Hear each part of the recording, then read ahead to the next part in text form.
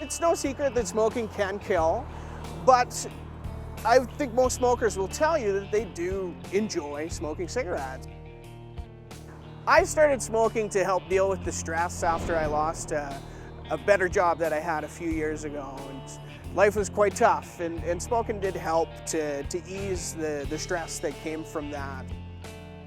4 years ago, I was an occasional smoker, social smoker, and then eventually it turned into a daily thing. So, you know, you're taking your coffee break, or in the morning you get up and you have a nice cigarette to relax, or even in the evening, sometimes it's nice just to sit out and enjoy a cigarette by yourself. I smoke about 8 cigarettes a day, 8 to 10 usually, maybe 3 or 4 packs a week. Not as heavy as others might be, but still enough, definitely. Of course, there are people who are addicted to smoking. They need to smoke, whereas I wouldn't say that I'm in that kind of area. I do it because I enjoy it. There's a lot of people who do think they can quit smoking whenever they want and just quit cold turkey, just stop the next day. But in reality, so there's part of the psychological addiction, but then there's a chemical addiction that's taken over as well, that it's not exactly going to be as easy as they think to just quit that next day. With all of the information out there, with all the dangers to smoking and the harm and the risk, people are becoming wiser, but people still aren't fully getting the message. And people also think that because they've tried to quit once that they failed and they're just destined to be a smoker for the rest of their life. But in reality, it does take about 5 or 6 attempts to stop smoking in order to be successful.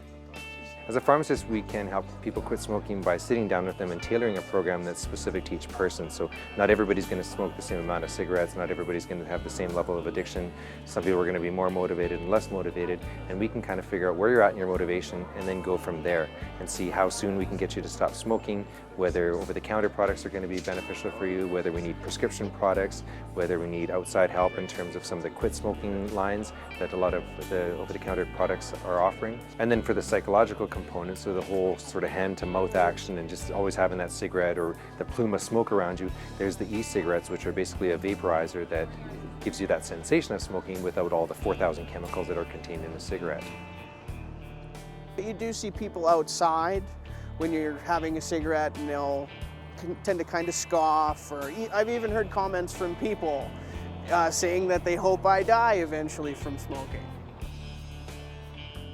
I would eventually like to quit smoking. Right now, especially after the holidays when times are a little more stressful, you might want to smoke a little bit more.